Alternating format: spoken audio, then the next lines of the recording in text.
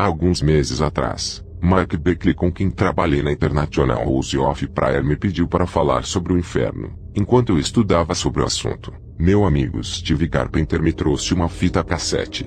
Esta fita continha a mensagem pregada por Bill Weiss e sua esposa Annette. Mensagem esta que vocês irão escutar a seguir. Sua mensagem me abalou muito, e também alterou para sempre o modo de lidar com minha família, meus amigos e até desconhecidos. Meu jeito foi alterado de forma permanente, e não estou exagerando. Por favor, não pensem que estou falando através de hipérboles. Isso alterou de forma permanente meu modo de ver os poucos anos que me restam aqui na Terra. E oro a Deus para que o mesmo aconteça com vocês neste dia. Não posso exagerar quanto à importância desta mensagem. Bill é cristão, e entregou a sua vida a Cristo quando tinha 16 anos. Ou seja, ele conhece o Senhor há 32 anos. Em 1976 ele mudou-se para a Califórnia, onde ficou sob o pastoreio do pastor Chuck Smith por 10 anos. Bill é corretor imobiliário, assim como sua esposa. Nos últimos 15 anos, Bill vem congregando na igreja Eagles Nest do pastor Dr. Gary Greenwald em Orange County, na Califórnia.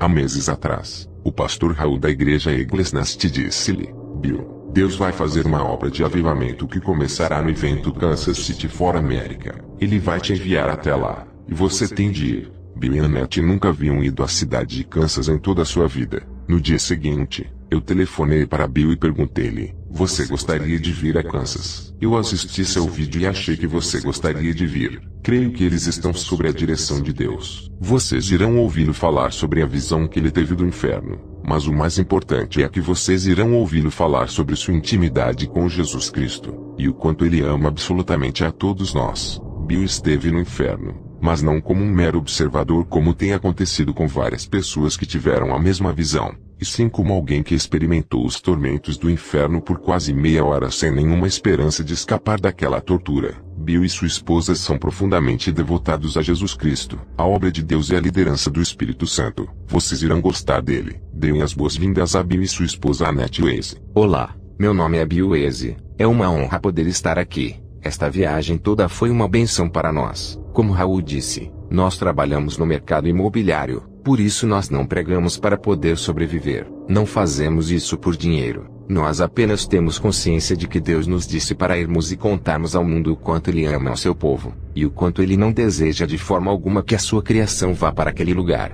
Por isso estamos aqui. Então, para poupar tempo, irei direto ao assunto, e assim serei breve em meu testemunho. Mas antes gostaria de considerar algumas questões que podem estar percorrendo suas mentes. A primeira pergunta que eu faria caso estivesse ouvindo um testemunho deste tipo seria: como você sabe se isto foi ou não um sonho, um pesadelo? Preciso esclarecer alguns pontos. Primeiramente, eu havia deixado meu corpo físico. Eu pude ver claramente meu corpo deitado no chão enquanto retornava. Por isso tenho certeza absoluta de que se tratou de uma experiência extracorpórea. Alguns cristãos podem dizer: um cristão não pode deixar o seu corpo. Mas isso não é verdade. Em 2 Coríntios 12:2, quando Paulo foi levado ao terceiro céu, ele diz: se no corpo não sei, se fora do corpo não sei. Então se ele não sabe, é porque existe uma possibilidade disso ter acontecido. Ele também diz no verso 1 que foi uma visão. Então creio que essa experiência pode ser classificada como sendo uma visão. Em Jó 7,14 a palavra diz: então me espantas com sonhos, e com visões me assombras. Portanto realmente o Senhor me espantou através de uma visão. Depois do retorno, levei aproximadamente um ano até me acalmar completamente e voltar a ter a vida normal que levava antes. Eu estava tão deprimido e traumatizado pelo terror, que essa experiência mudou completamente meu ponto de vista, meu testemunho de vida, e também passei a apreciar muito mais a obra que Deus fez para nos salvar. Eu peço que a minha esposa venha por um minuto a fim de compartilhar com vocês o que aconteceu quando ela me encontrou na sala, pois eu mesmo não tenho lembranças do que aconteceu nesta hora. Portanto, passo a ela a palavra. Obrigado.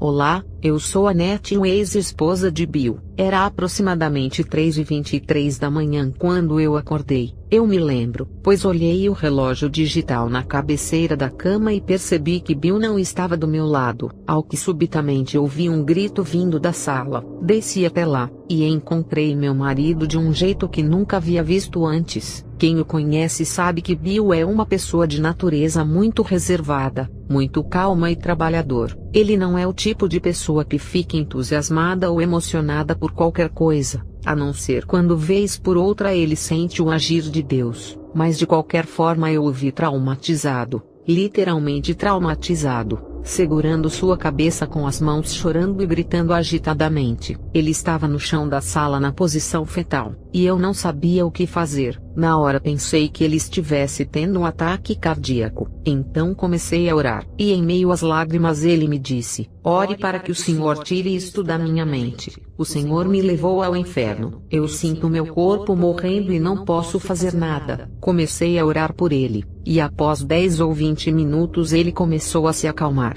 Ele estava literalmente traumatizado, exatamente como alguém que foi ao Vietnã, ou alguém que sofreu um acidente de carro horrível, e depois revive a experiência traumática. Não era como alguém que tivesse um pesadelo e depois acordasse. Eu apenas queria testificar isto. Agora deixarei que ele os leve a esta experiência. Fui abençoado com uma esposa maravilhosa. Sou muito grato a Deus por isso. Estamos casados há 4 anos, mas nos conhecemos há 6, e estes têm sido os melhores 6 anos de toda a minha vida, e tenho de louvar a Deus por isso. Bem, quando eu voltei dessa experiência, tentei procurar por alguém que tivesse experimentado o inferno na Bíblia. Comecei a pesquisar e ouvi muitos estudos de Chuck Missler que ensina a palavra por todo o país, e é um verdadeiro acadêmico. E segundo ele, Jonas havia experimentado o inferno. Em Jonas 2:2 lemos: do ventre do inferno gritei. E em Jonas 2:6 também podemos ler: os ferrolhos da terra correram-se sobre mim para sempre, mas tu livraste a minha vida da perdição. Disso depreendemos que, segundo a Bíblia, pelo menos Jonas também experimentou o inferno. Eu também queria comprovar, pois cresci nos primórdios da Calvary Chapel. O fato é de que toda experiência espiritual tem de ser confrontada com a palavra de Deus, pois eu sabia que se a minha experiência fosse real, haveria de haver algo sobre o assunto na Bíblia. Comecei a pesquisar, e encontrei mais de 400 passagens que comprovam tudo o que eu havia visto e ouvido e sentido. Enfim, tudo o que aconteceu comigo no inferno. Conforme formos prosseguindo, citarei as devidas referências bíblicas. Obviamente não seria capaz de citar todas as 400 passagens, mas citarei algumas delas. Também descobri 14 pessoas que tiveram experiências em alguma parte do inferno. A maior parte delas é de pessoas à beira da morte no hospital que foram revividas. Para irmos direto ao assunto, minha esposa e eu estávamos com nossos pastores na reunião de oração que acontece nos domingos à noite. Voltamos para casa como numa noite normal. Fomos para a cama. Por volta das 3 da manhã fui arrebatado. Eu não saberia disso até voltar. E então o Senhor me explicou tudo. Eu me vi dentro de uma cela presidiária, exatamente como numa prisão normal, com paredes rústicas de pedra e barras de ferro na porta. Até então eu não sabia onde me encontrava. Tudo o que eu sabia era que estava extremamente quente, terrivelmente quente. Era tão quente que não conseguia sequer acreditar que ainda estivesse vivo. Eu sentia que poderia desintegrar com um calor tão intenso, mas estava vivo. Então uma pequena luz apareceu por um breve período de tempo, e creio que era a presença do Senhor que estava ali, a fim de que eu pudesse ver melhor o cenário. Mas um minuto depois tudo voltou a ficar escuro. Em Isaías 24:22 a palavra diz: e serão amontoados como presos numa masmorra, e serão encerrados num cárcere. Em Provérbios 7:27 diz: caminhos de sepultura é a sua casa, os quais descem às câmaras da morte. Câmaras significa salas. Parte do inferno possui celas, câmaras, lagos de fogo, grandes áreas de fogo, e nesta hora eu estava em uma das celas. Também em Jonas 2:6 diz: os ferrolhos da terra correram-se sobre mim para sempre. E Jó 17:16 diz: ela descerá até aos ferrolhos do Seol. Repito, tudo o que eu vi está testificado na palavra. Em Isaías 14:19 também fala das pedras que vi. Eu me encontrava numa cela e havia 4 criaturas comigo dentro dela. Nessa hora, eu não tinha consciência de tratarem-se de demônios, pois me encontrava na posição de uma pessoa não salva. Deus tirou de minha mente a lembrança de que eu era cristão. Eu não sabia o porquê disso, mas depois ele me explicou tudo. Essas criaturas que eu não sabia que eram demônios eram enormes. Eles tinham de 3, 4 a 5 metros de altura, como vocês podem ver neste vídeo. Uma das pessoas que deu o seu testemunho me disse que viu o mesmo demônio que eu havia visto. Vocês verão como é a criatura. Há uma ilustração muito boa neste vídeo que mostra um rapaz que foi jogado no inferno. Eles eram todos escamosos. Um deles tinha escamas por todo o seu corpo, mandíbulas gigantescas com dentes enormes e garras projetadas para fora, além de olhos profundos. Eles eram simplesmente enormes. O outro tinha como que nadadeiras cortantes e finas por todo o seu longo braço, que era desproporcional em relação a seus pés. Eles eram deformados, e fora de proporção, sem nenhuma simetria, um braço maior que o outro, criaturas bizarras e horrendas, horríveis, e eles blasfemavam a Deus. O tempo todo eles maldiziam a Deus. Eu me perguntei, por que eles amaldiçoam a Deus? Por que eles odeiam a Deus tanto assim? Então eles tiveram suas atenções voltadas para mim e senti o mesmo ódio que eles tinham por Deus, o que me fez pensar novamente, por que eles me odeiam? Eu não fiz nada, mas eles me odiavam com um ódio que eu jamais havia experimentado na Terra. Um ódio que homem algum teria capacidade de sentir. Eles realmente me odiavam, e eu sabia que estavam ali para me torturar. Não tenho consciência de como eu vim a saber algumas coisas da qual eu irei falar agora. No inferno, os seus sentidos são mais apurados. A única coisa que você não tem é o corpo físico. Eu tinha perfeita noção de distância, de tempo, de tudo. Muito mais noção disso tudo do que vocês que estão aqui. E também sabia que essas coisas estavam destinadas a mim, e que deveriam me torturar eternamente naquele lugar. Eu me encontrava deitado no chão daquela cela, e não tinha força nenhuma em meu corpo. Perguntei a mim mesmo, por que não consigo me mover? O que há de errado comigo? Apenas tinha consciência de minha falta de força, e estava ali deitado sem nenhuma chance de ser ajudado. Um dos demônios me puxou e me ergueu para me jogar na parede, como quem joga um copo de vidro. Ele conseguia me erguer como se eu fosse um simples copo de vidro.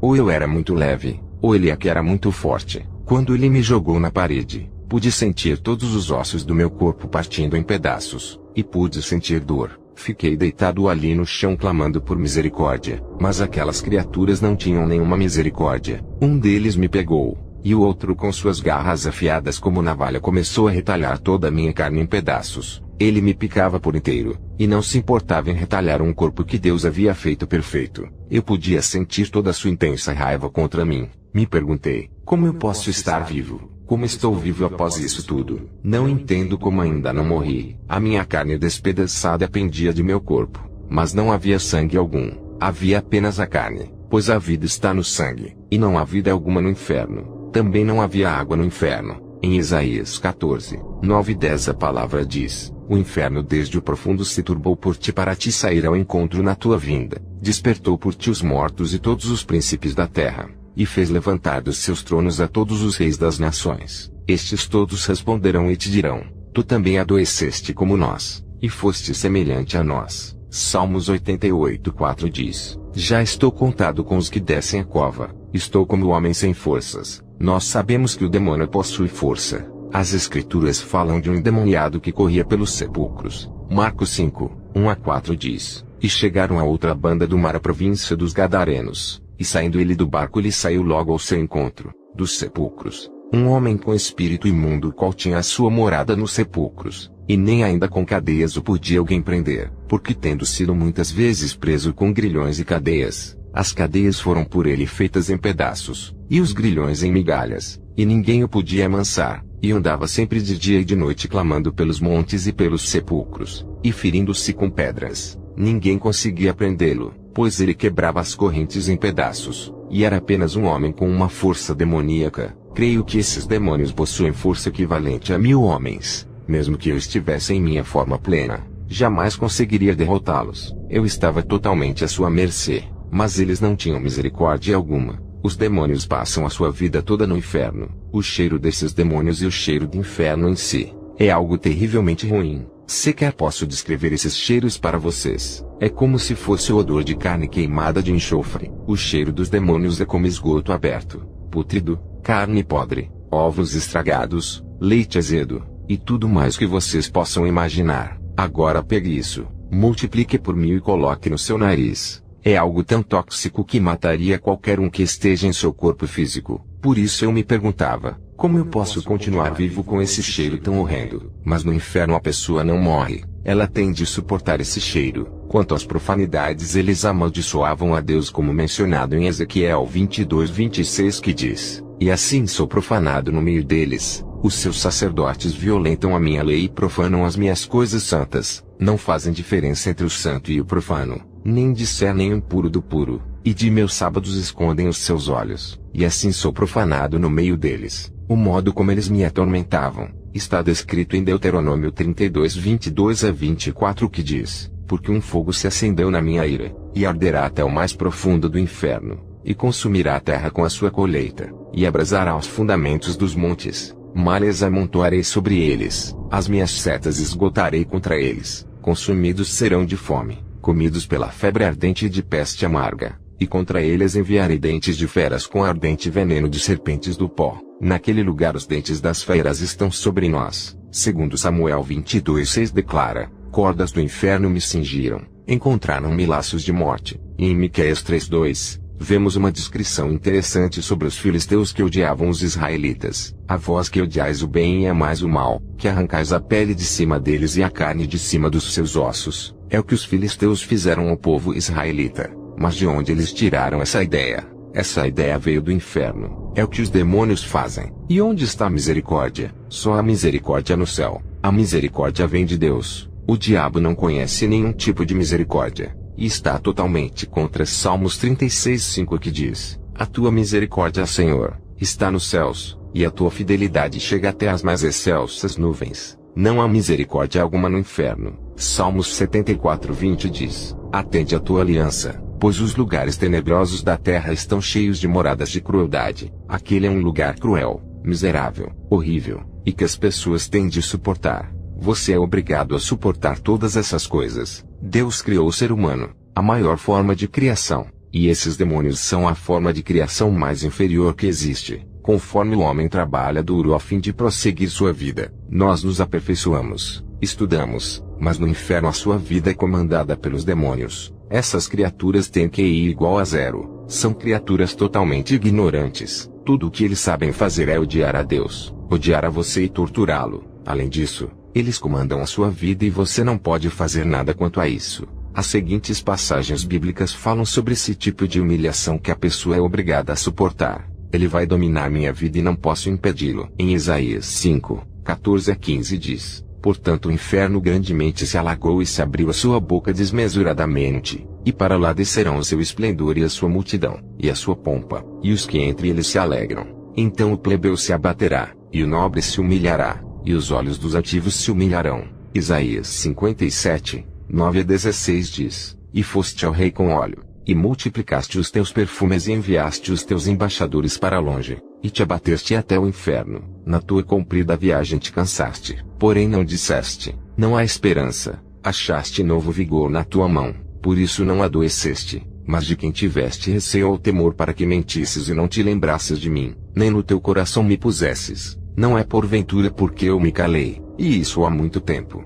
e não me temes, eu publicarei a tua justiça e as tuas obras que não te aproveitarão. Quando clamares, livra-te os ídolos que ajuntaste, mas o vento a todos levará, e um sopro os arrebatará, mas o que confia em mim possuirá a terra e herdará o meu santo monte, e dir-se-á: aplanai a estrada, preparai o caminho, tirai os tropeços do caminho do meu povo, porque assim diz o alto e o sublime que habita na eternidade e cujo nome é santo. Num alto e santo lugar habito, como também com o contrito e abatido de espírito, para vivificar o espírito dos abatidos e para vivificar o coração dos contritos. Porque não contenderei para sempre, nem continuamente me indignarei, porque o espírito perante a minha face se desfaleceria, e as almas que eu fiz. Em Ezequiel 32:24 diz: ali está Elão com toda a sua multidão em redor do seu sepulcro, todos eles mortos, abatidos à espada, desceram incircuncisos as partes mais baixas da terra, causaram terror na terra dos viventes e levaram a sua vergonha com os que desceram a cova. E isso continua o tempo todo. Como é horrível ter a sua vida dominada por essas criaturas que sequer têm misericórdia por você ou qualquer outra pessoa. Eu estava naquela cela e então tudo começou a escurecer. Uma escuridão tão intensa que tudo ficou completamente em trevas. Uma escuridão que jamais havia visto antes. E olha que eu já entrei em cavernas, em minas de extração de ferro no Arizona, mas a escuridão desse lugar era algo que vocês sequer podem imaginar. Tentei engatinhar naquele lugar, pois pelo menos consegui engatinhar, e aparentemente as criaturas haviam me deixado, como me lembrava onde a porta se situava, Fui engatinhando até a porta até que consegui sair da cela. Quando olhei para fora, tudo era negro, e a única coisa que podia ouvir eram gritos. Bilhões de pessoas gritando naquele lugar. Eu tinha consciência de que tratava-se de bilhões de pessoas, pois o som era altíssimo. Se você já viu uma pessoa gritando, sabe que é uma coisa irritante. Mas quando você escuta bilhões de pessoas gritando, imagine o quanto isso afeta a sua mente. Você sequer consegue aguentar. Simplesmente você tapa seus ouvidos de tão alto e penetrante que é esse barulho. Mas nesse lugar você não consegue escapar desses gritos. O medo que toma conta de você é inacreditável. Tudo é dominado pelo medo. Não há a presença de Deus nesse lugar. Você é obrigado a suportar o medo e o tormento da escuridão. Você não consegue enxergar nada, nem mesmo aquilo que está vindo contra você. As Escrituras falam sobre essa escuridão em Salmos 88:6. Puseste-me no abismo mais profundo, em trevas e nas profundezas. Apocalipse 16:10 diz: E o quinto anjo derramou a sua taça sobre o trono da besta, e o seu reino se fez tenebroso, e eles mordiam as suas línguas de dor. Em Judas 1:13 diz: Ondas impetuosas do mar que escumam as suas mesmas abominações, estrelas errantes para os quais está eternamente reservada a negrura das trevas. Também existe uma escuridão tal que pode ser apalpada, conforme diz em Êxodo 10:21.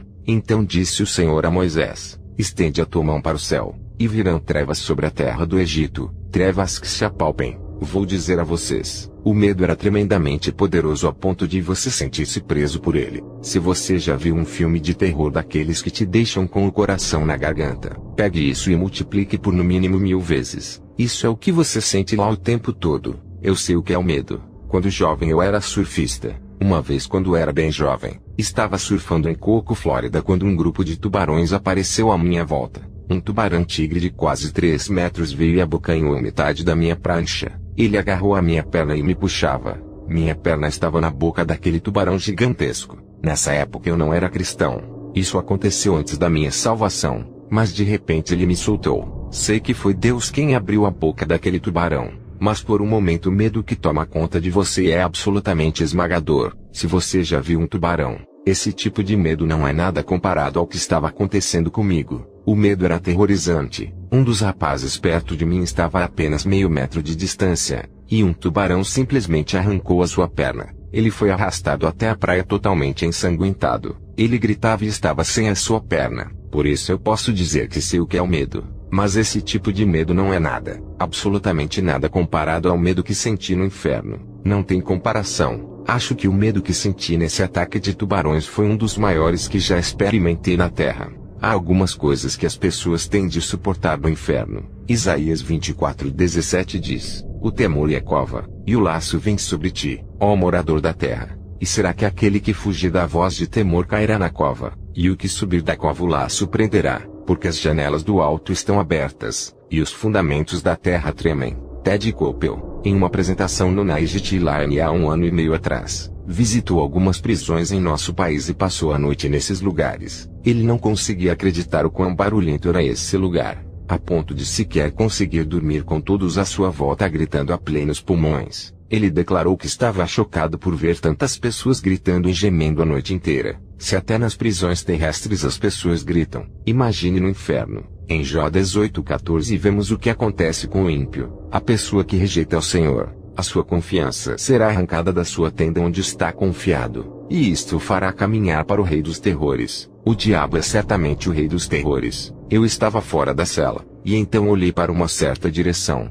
e pude ver que haviam chamas de fogo a aproximadamente 10 milhas de distância de onde me encontrava. Além disso, havia um poço de fogo que media 3 milhas por toda sua extensão, com chamas tão altas que atingiam uma certa altura que era suficiente para se ter um pequeno panorama do inferno. A escuridão era tremenda, capaz de absorver qualquer resquício de luz, mas era suficiente para se ver um pouco da linha do horizonte. Tudo era marrom e desolado. Quero dizer que não havia nenhuma folha verde, nenhuma forma de vida, apenas pedras, um céu sujo e negro, além de neblina pela linha do horizonte. As chamas eram tão altas que pude enxergá-las. Há uma passagem em Deuteronômio 29:23 que diz: E toda sua terra é brasada com enxofre e sal, de sorte que não será semeada, e nada produzirá, nem nela crescerá erva alguma, assim como foi a destruição de Sodoma e de Gomorra. de Adão e de Zeboim que o Senhor destruiu na sua ira e no seu furor. Não há nenhuma forma de vida no inferno. É meio estranho pensar num mundo onde não haja vida. Aqui nós temos árvores e ar fresco,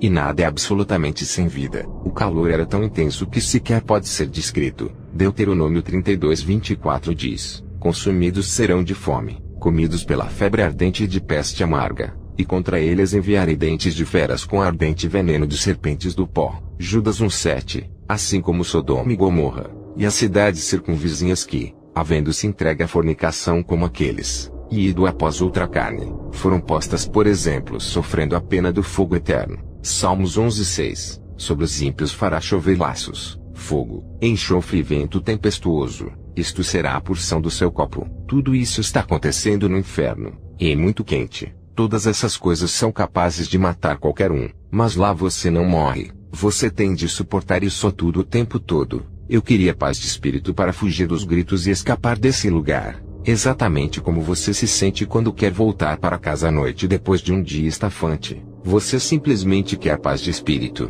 porém você tem de aguentar todos esses gritos e todo esse tormento. E você nunca vai conseguir fugir desse lugar. Em Isaías 57:21 diz: não há paz para os ímpios, diz o meu Deus. Além disso, você se encontra no inferno. Outra coisa que a pessoa tem de suportar é a vergonha. Ezequiel 32:24 fala sobre a vergonha no abismo. Ali está Elão com toda a sua multidão em redor do seu sepulcro, todos eles mortos, abatidos à espada. Desceram incircuncisos as partes mais baixas da terra, causaram terror na terra dos viventes e levaram a sua vergonha com os que desceram a cova. E em Jó 26:6, o inferno está nu perante ele, e não há coberta para a perdição. Isso significa que Deus pode ver o inferno, mas você está nu no inferno, e essa é apenas mais uma das coisas que você tem de passar. Não existe água alguma no inferno, não há umidade no ar e nenhuma forma de água, por isso é tão seco. Você fica desesperado por uma gota de água, apenas uma única gota, exatamente como dizem as escrituras em Lucas 16:23-24. E no inferno ergueu os olhos estando em tormentos, e viu ao longe Abrão e Lázaro no seu seio. E clamando disse: Pai Abraão, tem misericórdia de mim, e manda a Lázaro que molhe na água a ponta do seu dedo e me refresque a língua, porque estou atormentado nesta chama. Ele queria que molhasse a ponta de seu dedo na água, apenas para conseguir uma única gota. Devia ser algo precioso ter uma gota de água, mas lá ninguém vai conseguir sequer uma gota. É difícil de imaginar o quanto sua boca fica seca naquele lugar. Se você consegue se imaginar correndo numa maratona no Vale da Morte, com algodão na sua boca por vários dias e continuar assim, apenas sequidão absoluta, você vai ficar desesperado por uma gota de água. Outra coisa que me foi revelado através dessa passagem, é que existe um grande vão no inferno entre o paraíso e o Hades, e que o homem rico podia ver Lázaro do outro lado. Como ele poderia reconhecer Lázaro e Abraão? Primeiramente ele nunca havia encontrado Abraão, e vendo uma pessoa de tão longe, você jamais poderia saber quem ela é, mas há coisas que você compreende quando está no inferno. Exatamente da mesma forma quando eu lhes contei sobre a profundidade, a distância e outras coisas. Então, um dos demônios me agarrou, me jogou dentro da cela e começou a me atormentar novamente. Mas essa é uma coisa da qual não gosto de falar, pois não gosto de lembrar daquele tormento. Eles começaram a quebrar meu crânio. Um dos demônios me agarrou e tentou quebrar minha cabeça. Eu gritava e clamava por misericórdia, mas eles não tinham misericórdia. Nessa hora cada um deles pegou um dos meus braços e pernas para destroçá-los. Eu pensei, não posso suportar isso, não posso suportar. Subitamente algo me agarrou e me jogou para fora da cela. Agora sei que foi o Senhor, mas na hora eu não sabia disso. Eu estava na posição de uma pessoa não salva, portanto não tinha noção do que estava acontecendo. Estava naquele lugar como se fosse alguém que nunca havia aceitado o Senhor. Eu me encontrava próximo ao fogo que havia visto antes, bem ao lado do poço de fogo. Ele ficava um nível abaixo de uma caverna, como se fosse uma caverna gigantesca com um túnel que dava para cima. Perto do fogo, pude ver através das chamas corpos de pessoas gritando em meio ao fogo, clamando por misericórdia e queimando naquele lugar. E eu tinha noção de que não queria ir para lá. A dor que fui obrigado a suportar era terrível, mas o calor proveniente das chamas era ainda pior. As pessoas lá imploravam para sair dali. Então aquelas criaturas enormes apareceram ao redor daquele poço de fogo. E enquanto as pessoas se arrastavam para tentar sair dali, As criaturas empurravam as pessoas de volta ao fogo e não permitiam que elas saíssem de lá. Nessa hora eu pensei, este lugar é tão terrível e horrendo. Tudo isso acontece ao mesmo tempo. Você tem sede, fome, e se sente exausto. Você também não pode dormir no inferno, mas você precisa dormir do mesmo modo que precisa dormir quando está vivo. Seu corpo precisa do sono. Apocalipse 14:11 diz, e o fumo do seu tormento sobe para todo sempre, e não tem repouso nem de dia e nem de noite. Você jamais poderá dormir. Você consegue imaginar o que é nunca poder dormir? Sobre a água, Zacarias 9:11 diz, tirei os seus prisioneiros da cova em que não havia água. Absolutamente não existe nenhuma água no inferno. Eu tinha consciência de que o inferno ficava no centro da terra, e é lá que se encontra no centro da terra. Eu compreendia que estava a aproximadamente 3.700 milhas de profundidade. Sabemos que o diâmetro da Terra é de 8.000 milhas. A metade disso é 4.000 milhas. E eu estava a 3.700 milhas abaixo da Terra. Em Efésios 4:9, vemos que Jesus desceu às partes mais baixas da Terra. Números 16:32 diz, e a terra abriu a sua boca e os tragou com as suas casas, como também a todos os homens que pertenciam a Coreia e a toda a sua fazenda. É o que está acontecendo no inferno agora. No futuro, o inferno e a morte serão aprisionados no lago de fogo, e então nas trevas exteriores. Isso será após o grande julgamento. Mas atualmente, o inferno encontra-se no centro da terra. Eu estava próximo ao poço de fogo, e vi todos aqueles demônios alinhados pelas paredes. Demônios de todas as formas e tamanhos, deformados, criaturas feias, tudo o que você possa imaginar. Eles eram decrépitos, criaturas deformadas, grandes e pequenos. Alguns pareciam aranhas gigantes, enormes assim, de 1,50 m de altura. Outros eram como ratos, cobras e vermes. Aliás, a Bíblia fala sobre vermes em Isaías 14:11. Havia todo tipo de criaturas abomináveis por todos os lugares, e algumas pareciam estar presas às paredes. Eu me perguntei, por que essas coisas estão acorrentadas nas paredes? Pois eu não sabia que em Judas 1:6 dizia, e aos anjos que não guardaram o seu principado, mas deixaram a sua própria habitação, reservou na escuridão e em prisões eternas até o juízo daquele grande dia. Pode ser que esta descrição se refira ao que eu via, mas não tenho certeza, pois isso ainda está para acontecer. Pelo menos assim, eles não podiam se aproximar de mim. Todos eles me odiavam com toda a sua força. Outra coisa que eu não entendi o porquê, é que eles não eram simples criaturas, mas possuíam um ódio especial pelos seres humanos. Pelo menos eu estava aliviado por vê-los presos às paredes. Comecei a subir pelo túnel que havia nesse poço e as chamas ficaram para trás. O caminho foi ficando mais escuro, mas ainda conseguia ver demônios pelas paredes, e eles tinham uma força incrível. Pensei, quem pode contra uma criatura dessas? Ninguém consegue vencer essas coisas. Ainda assim, o medo me dominava, e sequer conseguia tolerá-lo. No inferno, pior do que todos esses tormentos, é que eu compreendia que primeiramente a vida continuava aqui na face da terra, e as pessoas aqui, a maioria delas não tem nem ideia de que aquele mundo existia bem debaixo delas. Elas sequer sabem que aquele é um mundo real bem debaixo delas, com bilhões de pessoas sofrendo e clamando por uma segunda chance, como se elas tivessem oportunidade de sair de lá. Mas elas jamais terão a chance de escapar daquele lugar, e então elas passam a ter raiva de si próprias por terem desperdiçado a oportunidade de aceitar a Jesus, que é o único que poderia livrá-las daquele lugar para sempre. Essa é a pior coisa do inferno, saber que não há nenhuma esperança de sair de lá. Eu compreendia isso, e também compreendia que seria por toda a eternidade. Aqui na Terra nós não temos noção do que é isso, mas naquele lugar eu compreendia tudo. Sabia que ficaria ali por toda a eternidade, e não tinha nenhuma esperança de escapar de lá. Então pensei em minha esposa. Eu jamais poderia vê-la novamente. Eu sempre dizia a ela que caso um terremoto ou qualquer calamidade viesse a nos separar, então eu iria procurá-la e encontrá-la de qualquer jeito, e que jamais ficaríamos longe um do outro. Mas lá eu não poderia encontrá-la, jamais poderia vê-la novamente. Ela jamais teria ideia de onde eu estava, e eu jamais poderia falar com ela novamente. Esses pensamentos me aborreciam de forma terrível. Não poder falar com ela, estar com ela e ter a consciência de que ela não sabia onde eu estava, e não ter absolutamente nenhuma esperança de escapar dali. Você sabe que nunca vai conseguir sair daquele lugar. Na Terra, sempre há alguma esperança. Mesmo pessoas em campo de concentração têm a esperança de escapar, ou de pelo menos morrer e acabar com tudo aquilo. Mas nós aqui jamais poderemos experimentar a sensação de total falta de esperança. Em Isaías 38:18 lemos: nem esperarão em tua verdade, os que descem a cova. Não há nenhuma esperança. A verdade é Jesus, Ele é a verdade. Enquanto eu subia pelo túnel, senti uma sensação de medo absoluto, sem nenhuma esperança, perdido e temendo aqueles demônios. De repente Jesus apareceu. Louvado seja o Senhor! Jesus apareceu. Sua luz iluminava todo o ambiente. Eu podia ver apenas seu contorno, o perfil de um homem. Não pude ver sua face de tão brilhante que era. Apenas pude ver seu contorno no meio de toda aquela luz. Prostrei-me caído de joelhos. Eu não poderia fazer outra coisa a não ser adorá-lo. Eu tinha um enorme sentimento de gratidão.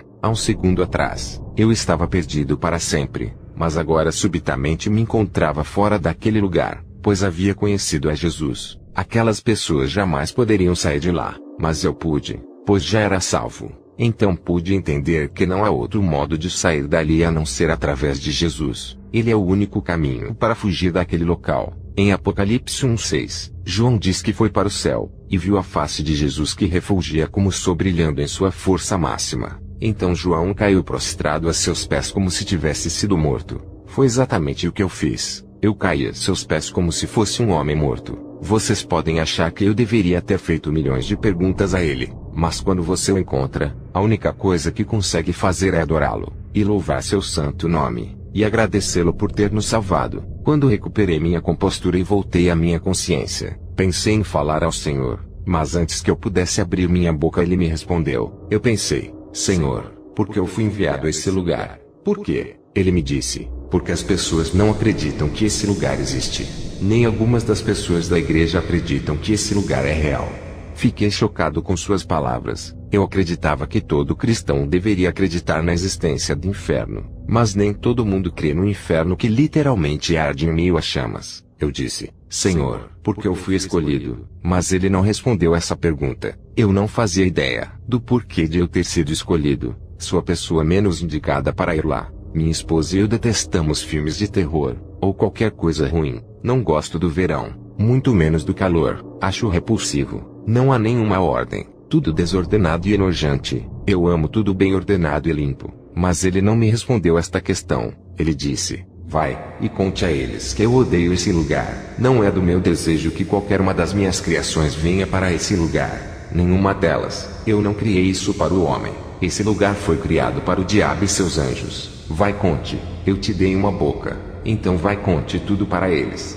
Pensei comigo mesmo: mas Senhor, eles não vão acreditar em mim. Vão pensar que sou doido ou que tive um pesadelo. Você também não pensaria dessa forma. Mas assim que essa pergunta me veio à mente, o Senhor me respondeu e disse: não é seu dever convencê-los. Isso é trabalho para o Espírito Santo. Você deve apenas ir e falar. Eu respondi dentro de mim: sim, Senhor, é claro que irei e contarei. Nessas horas você não teme o que o homem pode dizer de você, mas apenas vai, e faz o que o Senhor mandou, pois o resto ele mesmo faz. Amém. Também perguntei: Senhor, por que eles me odiavam tanto? Por que aquelas criaturas me odeiam? Ele disse: é porque você foi feito à minha semelhança, e eles me odeiam. Vocês sabem que o diabo não pode fazer nada contra Deus. Ele não pode ferir a Deus, mas pode ferir a sua criação. É por isso que o diabo odeia a humanidade e engana as pessoas a fim de tragá-las para o inferno. Além disso, ele aflige as pessoas com doenças e qualquer outra coisa que possa ferir a criação de Deus. Subitamente, minha mente foi inundada pelos pensamentos de Deus. Foi-me permitido tocar uma parte de seu coração, ao sentir o quanto ele ama a humanidade. É inacreditável, um sentimento incomensurável de tão imenso que é, o amor que ele sente pelo ser humano. É algo que você jamais poderia sentir em seu corpo mortal. Sabe o amor que todos nós sentimos por nossas esposas e filhos? Pois o amor que nós humanos sentimos não tem comparação com o amor que Deus tem por nós. Seu amor é infinitamente maior que o nosso amor e a nossa capacidade de amar. É exatamente como está escrito em Efésios 3:19. E conhecer o amor de Cristo que excede todo conhecimento. Ele vai muito além de todo conhecimento existente. Você não faz ideia. Eu não consegui acreditar no quanto ele ama a humanidade, a ponto de morrer a fim de que nenhuma única pessoa sequer fosse para aquele lugar. E dói em seu coração ver uma de suas criações indo para lá. É tão doloroso para o Senhor, que ele chora copiosamente por cada pessoa que para lá vai. Nesse momento senti muito por ele. Pude sentir seu coração. pois ele havia me permitido tocar em apenas uma parte de seu coração. Ele estava profundamente triste por ver sua criação indo para lá. Então pensei, devo mesmo ir e testemunhar a plenos pulmões para o mundo sobre Jesus, e o quão bondoso ele é. Vejam, nós temos o Evangelho, palavra cujo significado é boas novas. Há boas novas, no entanto o mundo não sabe disso. Essas boas novas têm de ser pregadas. Vocês sabem que nós temos que dividir esse conhecimento. As pessoas não têm conhecimento nesta área, e Deus quer que nós compartilhemos com as pessoas sobre o quão bondoso ele é, e o quanto ele detesta aquele lugar. Ele também me disse, diga-lhes que eu estou voltando muito, muito em breve. E ele disse isso mais uma vez. Diga-lhes que eu estou voltando muito, muito em breve.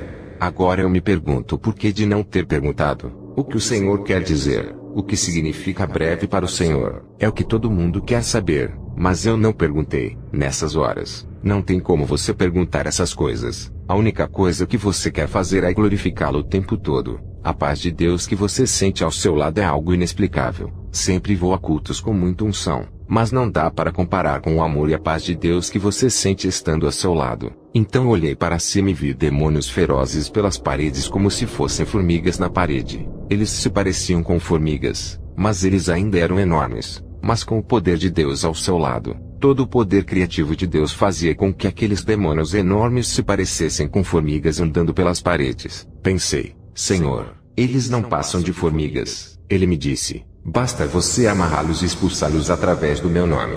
Pensei, cara, esse é o poder que ele deu à igreja. Aquelas coisas eram tão ferozes que ninguém seria capaz de enfrentá-los sem Jesus. Absolutamente ninguém. Eles eram ferozes, mas com Jesus eles não eram nada. Uma intrepidez me fez levantar e ir até onde eles estavam. Então quando eu olhei aquelas criaturas pensei, vocês são as criaturas que me torturaram e queriam me fazer em pedaços. Pois então, venham. Nessa hora, senti algo me erguendo e pensei, Jesus acabou com eles. À medida em que saímos de lá, íamos para a superfície terrestre. Nós seguíamos para cima, pois ainda estávamos em um túnel. Eu não conseguia ver, mas podia sentir um redemoinho gigantesco à nossa volta. Nós continuamos subindo cada vez mais, a fim de sair daquele lugar. Quando chegamos ao topo eu olhei para baixo, e pude ver a Terra a partir de uma altura incrível. A curva da Terra era algo assim. É realmente inacreditável olhar a Terra de cima. Sei que foi Deus quem me permitiu essa visão. Ele poderia fazer com que eu saísse daquele túnel da maneira que ele quisesse, mas ele sabia que dentro do meu coração, desde criança eu sempre quis ver a Terra a partir do espaço sideral. Talvez eu tenha visto muitos Star Trek similares, sabe? Eu apenas pensava como devia ser legal ver a Terra flutuando. Exatamente como diz a Bíblia em Jó 26:7, ele estende a Terra sobre o nada. Quando você vê esse cenário você pensa, o que segura esta coisa? O que a fez girar de modo tão perfeito? Deus é quem está no controle. O poder de Deus invadia meu corpo de forma a me mostrar o quanto ele é grandioso. Ele tem muito poder. Todas as coisas estão no seu controle. Nenhum fio de cabelo da sua cabeça cai no chão sem que ele o saiba. Esses pensamentos inundavam minhas ideias. Deus tem tanto poder. Esse poder tomava conta de mim. Isaías 40:22 diz, que o Senhor se assenta sobre o globo da terra. E era lá que eu estava, acima do globo da terra. Cheguei a pensar, Senhor, eles poderiam saber que a Terra era redonda antes de Cristóvão Colombo se tivessem lido as Escrituras. Vocês me entendem? As pessoas faziam conjecturas. E como é que podiam acreditar que a Terra era plana? Mas voltando ao assunto, conforme descíamos na volta nós atravessávamos por camadas. Eu tinha consciência de que passávamos pela barreira de calor que existe ao redor da Terra. Cheguei a ter um pensamento idiota. Lá estava eu e Deus. Então me veio à mente. Mas como é que ele vai fazer para atravessarmos essa barreira? Não sei se vocês sabem, mas existe um ângulo ideal para que você possa penetrar na atmosfera terrestre. Nós passamos através dela sem problema algum. Que surpresa há nisso! Tenho certeza que o Senhor deve ter apenas me olhado e dito, eu posso manipular tudo isto. Há uma passagem em Salmos 47:9 que diz, porque os escudos da terra são de Deus. Ele está no controle de absolutamente tudo que há. Eu não queria vê-lo partir. Queria apenas poder continuar em sua presença. Rapidamente chegamos na Califórnia. Era realmente muito rápido. Nós nos movíamos muito depressa e logo chegamos em minha casa. Olhei ao redor e pude enxergar tudo através do telhado de casa. Então vi o meu corpo estendido no chão.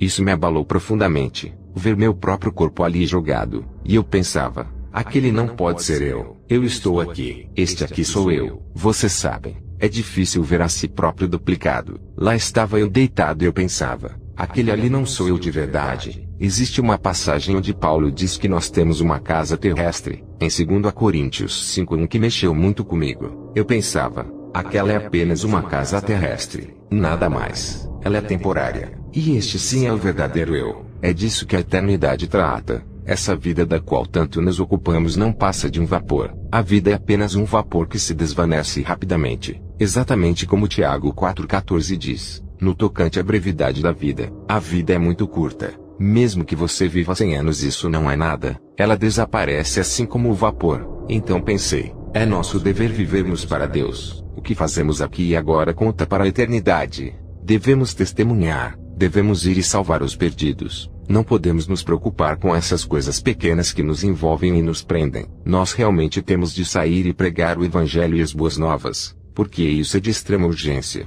Eu via meu corpo deitado como se tivesse saído do meu carro e olhasse para trás, a fim de vê-lo. É como se não fosse você, mas sim uma espécie de carro. É apenas um meio que serve para transportá-lo pela terra, pois eu era o eu real. Pensei, Senhor, não me deixe, não me deixe. Eu queria ficar só mais um minuto com ele, mas ele se foi. Aproximei-me de meu corpo, e algo me sugou para dentro dele como se tivesse sido sugado para dentro de meu nariz ou minha boca. Quando ele partiu, todo o medo, a tortura e tormentos voltaram à minha mente. Isso porque a Bíblia diz em 1 João 4,18, o perfeito amor lança fora o temor. Antes eu estava próximo daquele que é o perfeito amor. Mas quando ele partiu, subitamente todo o medo e os horrores do inferno penetraram minha mente. Eu não conseguia suportar. Eu gritava, estava em agonia. Não poderia viver daquele jeito. Eu compreendia que meu corpo não era capaz de suportar aquele tipo de medo. Você não consegue aguentar tamanha pressão. Seu corpo não é forte o suficiente. Como ainda tinha capacidade de orar, eu orei pedindo, Senhor, tire isto de minha mente. Pelas vias naturais, você tem de passar por vários tipos de consultas médicas a fim de lidar com esse tipo de trauma. Mas Deus tirou-me o trauma instantaneamente. Ele deixou-me a memória do evento, mas o trauma e o medo foram levados por ele. Fiquei tão agradecido por isso. Depois disso muitas coisas aconteceram, e quem dera tivéssemos tempo para contar todas as coisas que Deus me confirmou. Se há alguém aqui esta noite que não conhece o Senhor, há uma pergunta que você deve fazer a si mesmo. Pode ser que você esteja dizendo, como é que eu vou acreditar que isso tudo que esse pessoal diz é verdade? Porém, o mais importante é o que Deus diz sobre o inferno. Você prefere correr o risco e dizer, não, eu não acredito nisto, não creio que isto seja real. Se for assim, você vai ter de tirar toda a autoridade contida na palavra de Deus e naquilo que estamos falando para você. Você quer arriscar a oportunidade que tem agora,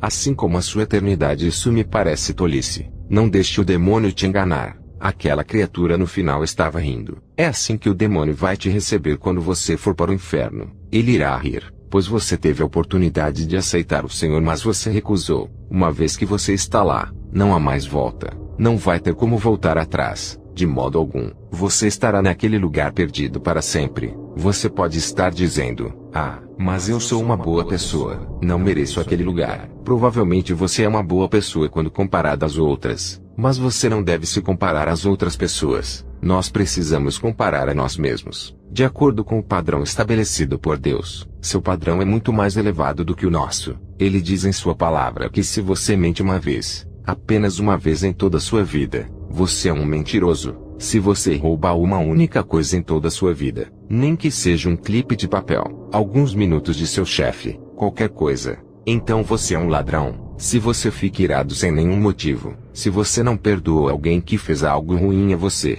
se você teve desejos impuros em relação a alguma mulher, qualquer uma dessas coisas, mesmo que tenha sido somente uma vez, faz de você um pecador, e portanto você não é merecedor do céu. Veja como tudo isso nos torna seres inferiores. Tão inferiores que não podemos nos redimir através de nossas próprias obras. Tito 3,5 diz, não pelas obras de justiça que houvéssemos feito, mas segundo a sua misericórdia nos salvou. Amém. Isso depende dos parâmetros para comparação. Vou lhes dar um exemplo. Imagine que uma mulher avistasse uma manada de ovelhas todas branquinhas pastando num morro. Ela diria, Vejam essas ovelhas brancas, tão bonitas, tão branquinhas. Então ela volta para casa, e neva durante a noite toda. Na manhã seguinte, ela avista as mesmas ovelhas que lhe parecem tão sujas e encardidas quando comparadas à alvura da neve. Por isso devemos nos comparar somente com Deus. Seus padrões são muito mais elevados que os nossos. Essa é a razão de precisarmos de um Salvador. Nós não podemos ir para o céu por nossas próprias forças. É um presente de Deus. E ele diz em João 14,6: Eu sou o caminho, a verdade e a vida. Ninguém vem ao Pai a não ser por mim. Ele é o único caminho para escaparmos daquele lugar. Gostaria de saber se há alguém aqui que não conhece o Senhor. Alguém que nunca tenha aceitado a Jesus como Senhor e Salvador.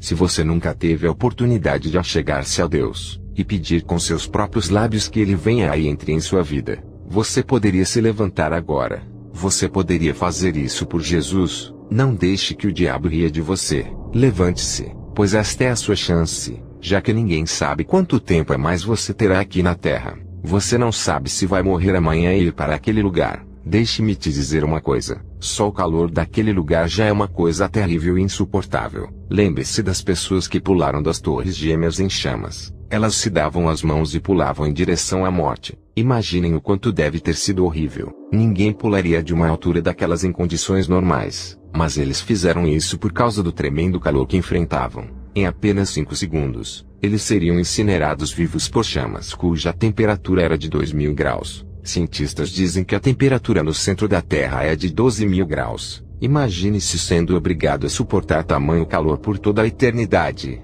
Mas se você deseja ir para lá, isso me parece tolice. Agora é tempo de arrependimento.